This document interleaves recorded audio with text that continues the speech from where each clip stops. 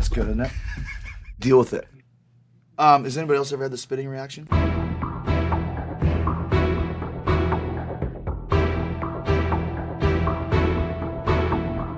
Hey, what's going on, everybody? For First We Feast, I'm Sean Evans, and you're watching Hot Ones. It's the show with hot questions and even hotter wings. And today I'm joined by the man of 1,004 holds, Chris Jericho. He's a 6-time world champion wrestler with 27 years in the game, a best-selling author and host of the People's Podcast, Talk is Jericho. Oh, and his metal band Fozzy just released its 7th studio album. It's called Judas, and it's available now. Chris, welcome to the show. First of all, it was very smooth. Really? Can you just follow me everywhere I go and announce me into the room like that? That is big praise Really coming good. from a guy like you. And You the respect the mic skills. The People's Podcast. That's good. I might use that. I've already gained something today from being here with you. And that might be it, Chris Jericho. How are might you be. with hot food? I am the worst hot food guy ever. So I'm already questioning my agent's decision to put me here. I'll tell you what. Firing that son of a bitch as soon as this thing's done.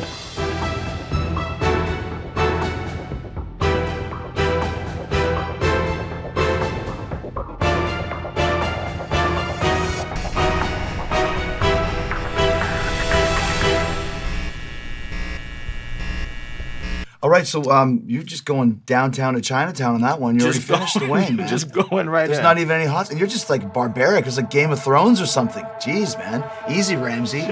Ramsey Bolton. All right. Sean chokes on camera. Show ends. It's tough being Sean sometimes, you know? Does anyone know the Heimlich? Anybody? Are you okay, dude? Yeah, all There's a good. couple tears on your face. Yeah, it's good. It's got a little tang. Oh, and then here comes the wave. So it's not bad. A little bit. All right. But if I'm thinking that on 1, what's going to happen to me on wing 9? I guess we'll find out. So before you ever made it to the SummerSlam stage, I understand that you were a bouncer in Calgary, Alberta, Canada.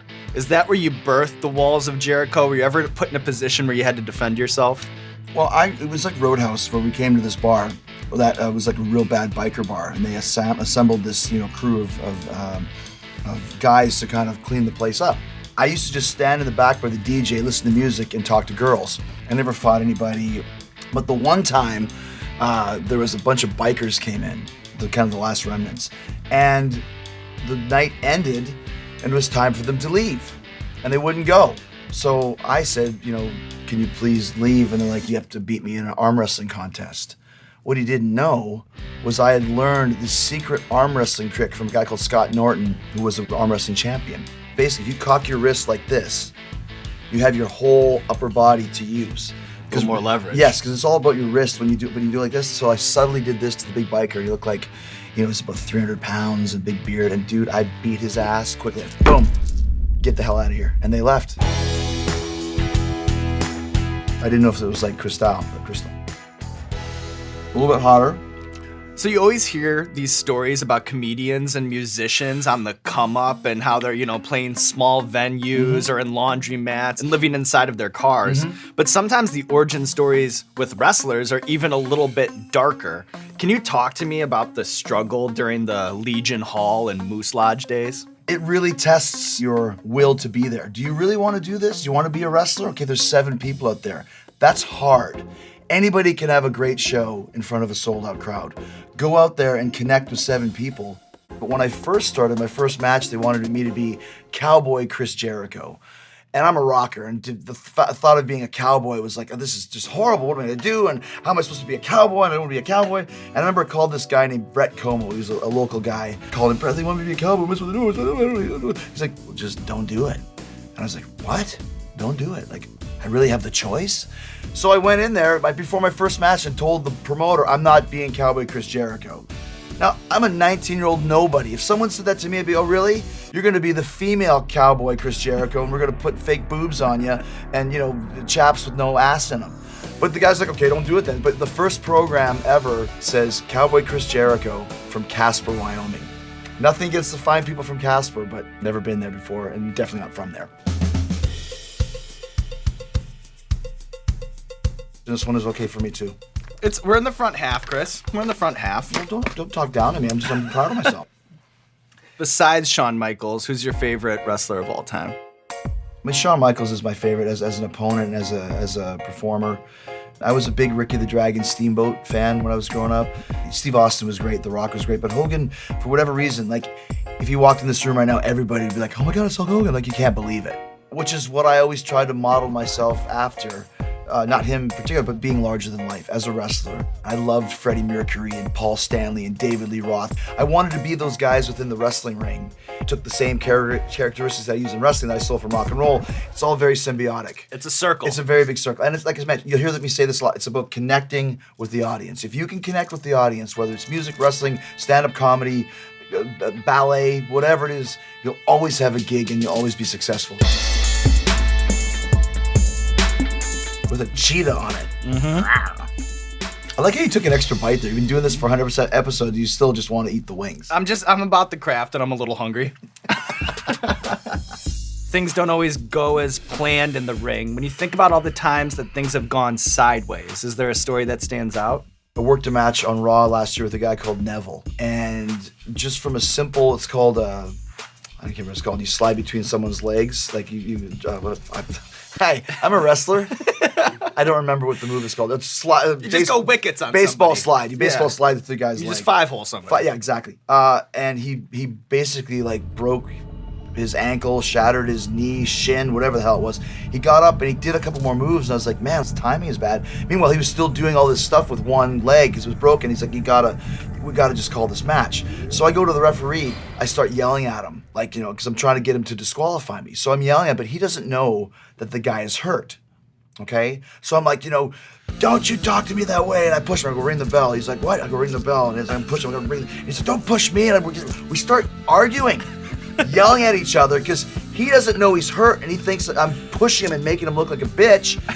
I'm getting mad because he's not calling the match. So right. I am starting to push him around like a bitch. And he's like, turns into Napoleon and starts pushing me back. We're literally like, fuck you, fuck you, fuck you. This is on Raw, live TV with no beeping. Where the guys in the ground going, I'm the one who's hurt. Don't forget about me. So yeah, it was a drag, and it always sucks when one of your guys gets hurt in a match. But it does happen. It's not ballet is the term that I like to use. Is this your guys' own? Mm-hmm. We have two now on the lineup. Yeah. Really taking us to the next level. Enterprising over here. Yeah.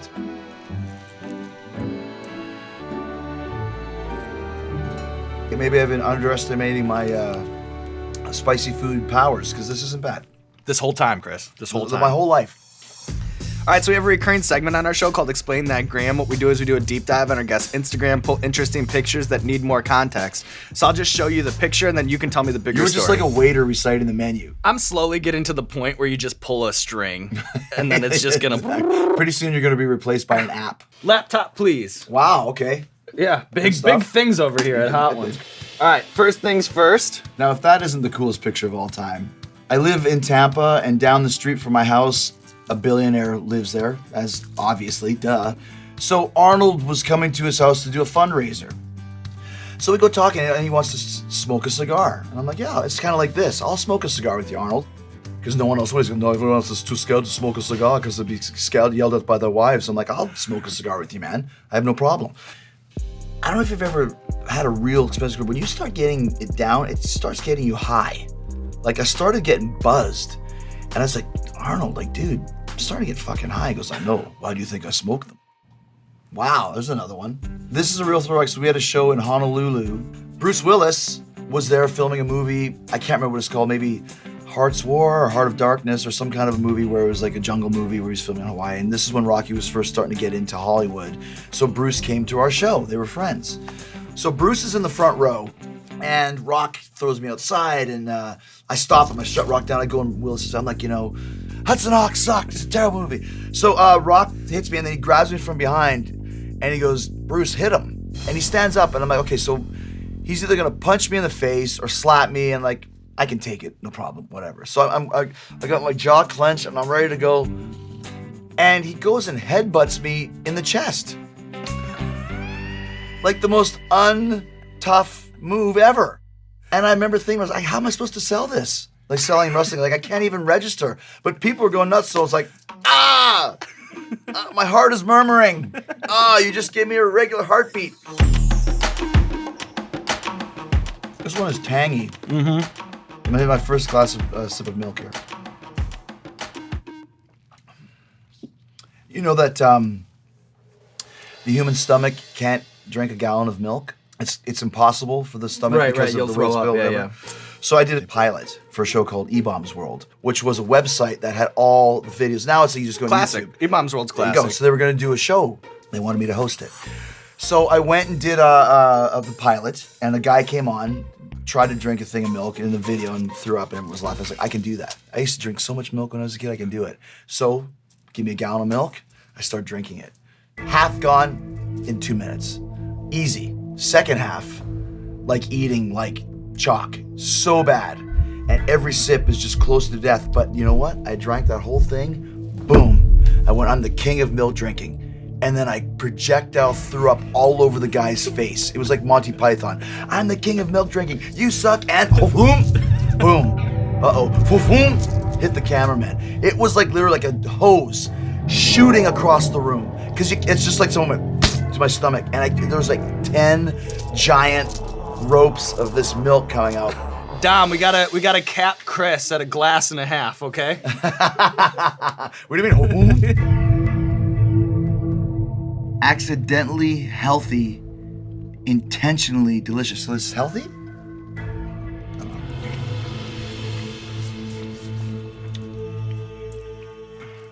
A little bit hot. I can't imagine the type of training and diet regimen you have to be able to succeed in professional wrestling, but I'm also very interested in the bravado-fueled mic skills. Who's your trash talk Mount Rushmore? Who are the top 4 of all time in your opinion? Well, I mean, obviously Rock has to be in there. Steve Austin was a great talker, for sure. Cena's really good. Sometimes he gets a little bit immature kid stuff type stuff, but he's really good as well. It's hard, like those ones jump into mind instantly. It's always that 4th spot that's tough. Yeah, because you know, who do you fill it with? I mean, Hulk Hogan was great because at the time, in the 80s, he was the best promo and you believed everything he said. One time he compared his tricep to Ronald Reagan because Ronald Reagan is just like, I don't know, bombed some Russians or something. He's like, I see the 4-lane socket coming up Reagan's try. I see the stalk of bananas in his shoulders, just like this one. He does this, it looks like bananas because there's so much rip. Is it more fun for you to play the heel? It's a lot easier to make people hate you at first than to make them like you. But then once they start hating you, it's very hard to keep that going. Is there a pop cultural figure, someone who's not in the wrestling world, that you think would make a great heel in professional wrestling? I loved Dwight Schrute in The Office of just being like a fucking asshole. Like, not tough, but just that guy, you're just like, this guy's just a jerk. That's a great character in wrestling or anything. You have to fall into the character, become the character. You know, I've seen Ozzy backstage at festivals. The guy can barely walk. He looks like a fragile old man. As soon as he crosses the sight line to where the crowd is, he becomes Ozzy. Clap your fucking hands, go crazy. And he does, and you know, Alice Cooper is like that, the nicest guy you can meet, but on stage, it's like, that's serial killer shit, you know? Those are the characters that I always like because they're larger than life.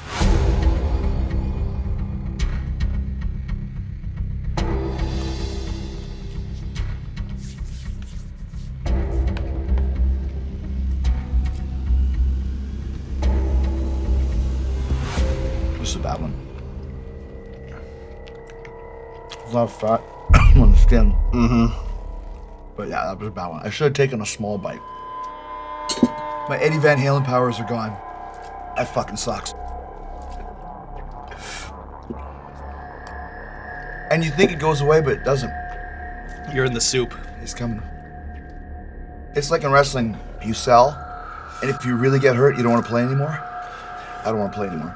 And it also makes me have to spit too. Did you think I was going to throw up there? So you're getting that sort of cheek-watering Jack Daniels situation. And you don't want to move your tongue. If you move it, it hurts. So, there you go. Get a close-up of that for Instagram, fucker. You know, as heated as it might be in the ring or on the mic, maybe once you're off the clock, you guys are best of friends. And I know that sometimes that heat can boil over into the locker room or wherever. When you think about all the feuds that you had, which one held its heat inside the ring and outside of it? Get that swig out. Triple H. Yeah, in 2002, we didn't like each other. I think we were almost pitted against each other in a lot of ways. Gotta take my jacket off. Let it go. You guys knew that. That's why you mic'd me inside, too. Fucking diabolical. We had great chemistry, great matches. I just didn't like him. He didn't like me, and there was no falseness, you know. So now I love him. Great guy. That's good, isn't it? Deal with it. What was the greatest Royal Rumble, the greatest locker room elimination match, the greatest match that the cameras didn't catch? I've had a couple altercations with guys much larger than me, and people think I'm fucking crazy, and I guess I am, and thankfully they didn't eat my head and kill me. But yeah, those are two for me. Goldberg and one with Brock Lesnar, and we'll leave it at that. So there you go. Now you fucking happy that you're making me eat this stuff? You might be next, dude. With liquid rage. I'm going in. My lips are burning now.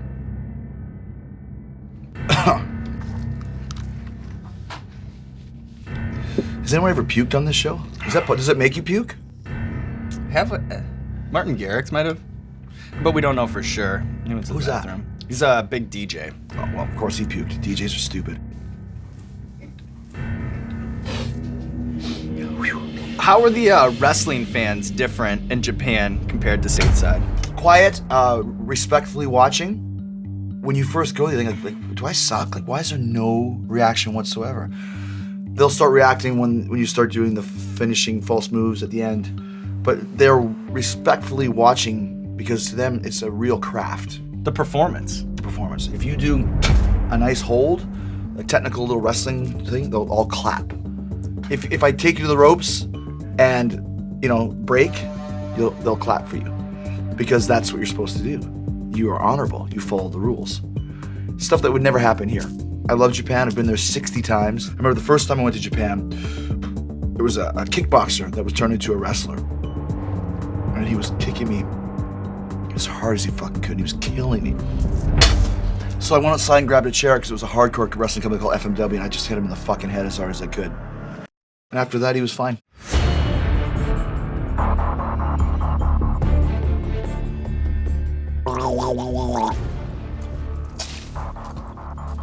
There you go. This garbage can and garbage bag will be on sale later on eBay, just in case any of you are looking for some Jericho spit. So this is the last dab. We call it the last dab because it's tradition around here to put a little extra on the last wing. You don't have to if you don't want to. Has anybody ever turned that down? Yeah. Give me a name. Andy Cohen. Andy Cohen. You host that a show on Bravo. He ducked the dab. How about somebody that I've heard of? No one you've ever heard of has ducked the dab. I'm actually shaking a little bit. Wow, that just looks shit. All right. It's been a wonderful ride, Chris. Thanks. I'll see you on the other side.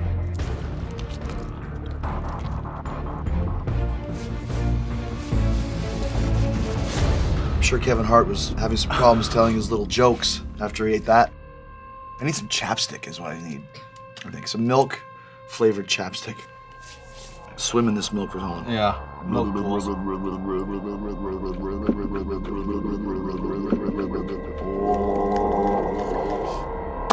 Okay.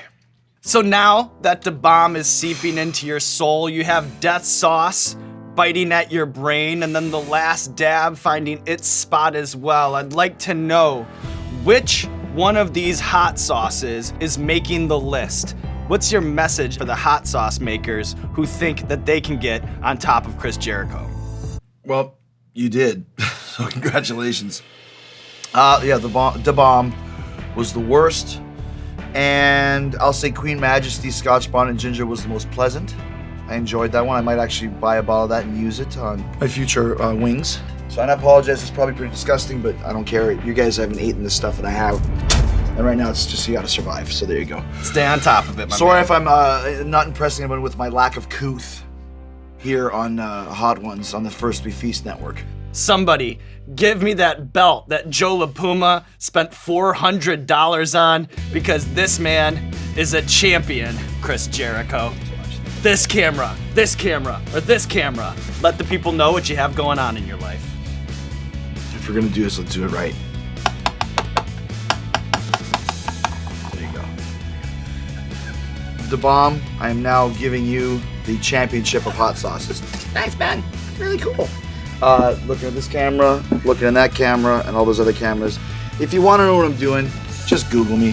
Whether it's a Fozzy record or it's No as a four-letter word, Chris Jericho's Rockin' Wrestling Rager at sea. And in this world, with all the shit that goes on, if I can put a smile on somebody's face or give someone a good tune to listen to with the top down or read a book that gives them a little bit of courage to try something different, then at the end of the day, my mission is accomplished.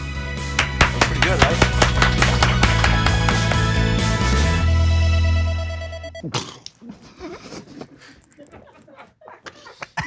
There you go. Always a showman. Hey, what's going on, Hot Ones fans? A quick heads up, the second annual Complex Con is coming to Long Beach, California, November 4th and 5th, and you know First We Feast and Hot Ones are gonna be in the building.